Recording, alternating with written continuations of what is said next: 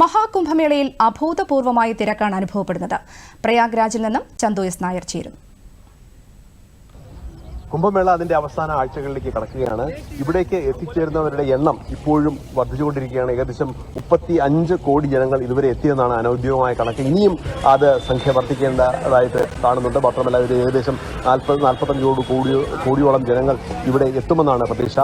ലോകത്ത് നടക്കുന്ന ആൾക്കൂട്ടങ്ങൾ സംബന്ധിച്ച ഉത്സവങ്ങളിൽ അതിൽ ഏറ്റവും വലിയ ഒരു മാമാങ്കം, ഒരു ഉത്സവം തന്നെയാണ് കുംഭമേള എന്ന് വാഴ്ത്തപ്പെട്ട് കഴിഞ്ഞിരിക്കുന്നു.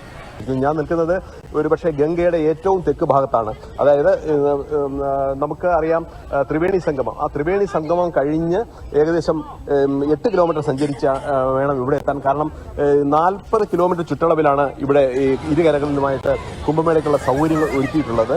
അവിടെ ഈ എല്ലാ ഭാഗത്തും ഇരുകരകളിലും, അതായത് ഗംഗയുടെ ഇരുകരകളിലുമായിട്ട് ടെന്റുകൾ ഒരുക്കിയിട്ടുണ്ട്. എന്റെ പുറകിൽ കാണുന്നതാണ് ടെന്റുകൾ. ഏകദേശം 1 ലക്ഷത്തോളം ടെന്റുകളാണ് ഇവിടെ ഒരുക്കിയിട്ടുള്ളത്. നിരവധി പേർ ഇവിടെ വാസവുമുണ്ട്. എല്ലാ സൗകര്യങ്ങളും, ഇലക്ട്രിസിറ്റി, വൈദ്യുതി, അതോടൊപ്പം തന്നെ കുടിവെള്ളം, മറ്റ് സൗകര്യങ്ങളെല്ലാം ഇവിടെ ഒരുക്കിയിട്ടുണ്ട് ഉള്ളതും ശ്രദ്ധേയമാണ്.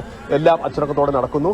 കാരണം കേന്ദ്ര സർക്കാരും അതോടൊപ്പം തന്നെ യോഗി സർക്കാരും എല്ലാ നടപടികളും കൈക്കൊണ്ടുകൊണ്ട് എല്ലാ കുറ്റമറ്റ രീതിയിലാണ് പ്രവർത്തനം നടക്കുന്നത്. ഇടയ്ക്കുണ്ടായ തിക്കും തിരക്കും ഒഴിവാക്കാനായിട്ട് ഇപ്പോൾ അച്ചടക്കത്തോടുകൂടെ ആളുകളെ കടത്തിവിടുന്നതിനുള്ള ഒരു നിയന്ത്രണങ്ങൾ ഏർപ്പെടുത്തിയിട്ടുണ്ട്. അതുകൊണ്ട് തന്നെ ഏകദേശം അച്ചടക്കത്തോടു കൂടി തന്നെയാണ് ജനങ്ങൾ ഇവിടെ എത്തുന്നതും.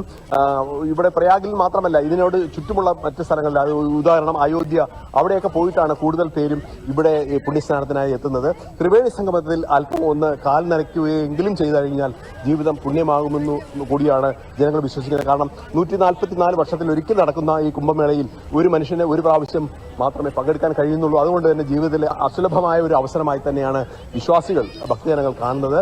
എല്ലാവരും ഇവിടെ വന്ന് തീർത്ഥജലം, അതായത് ഗംഗാ തീർത്ഥം, 3 നദികളും ഗംഗയും യമുനയും സരസ്വതിയും സമ്മേളിക്കുന്ന ഈ സംഗമ ഭൂമിയിൽ വന്ന് കാലിൽ നനച്ച് അല്ലെങ്കിൽ പുണ്യസ്നാനം നടത്തി അത് തീർത്ഥം ശരീരത്തിൽ ഉൾക്കൊണ്ടുകൊണ്ട് അവർ സംതൃപ്തിയോടെ മടങ്ങുന്ന കാഴ്ചയാണ് നാം കാണുന്നത്. അതാണ് ഈ സ്ഥലത്തിന്റെ പുണ്യം. മാത്രമല്ല ശ്രീശങ്കരന്റെ ഭൂമിയിൽ നിന്നും വന്ന് ഇവിടെ നിന്ന് ഇത് റിപ്പോർട്ട് ചെയ്യാൻ കഴിഞ്ഞതിനുള്ള ഭാഗ്യവും കൂടി ഞാൻ ഇതിനോടൊപ്പം പ്രേക്ഷകരുമായിട്ട് പങ്കുവയ്ക്കുകയാണ്. പ്രയാഗിൽ നിന്നും ബിനുകുമാറിനോടൊപ്പം ചന്തു എസ് നായർ, ദൂരദർശൻ ന്യൂസ്.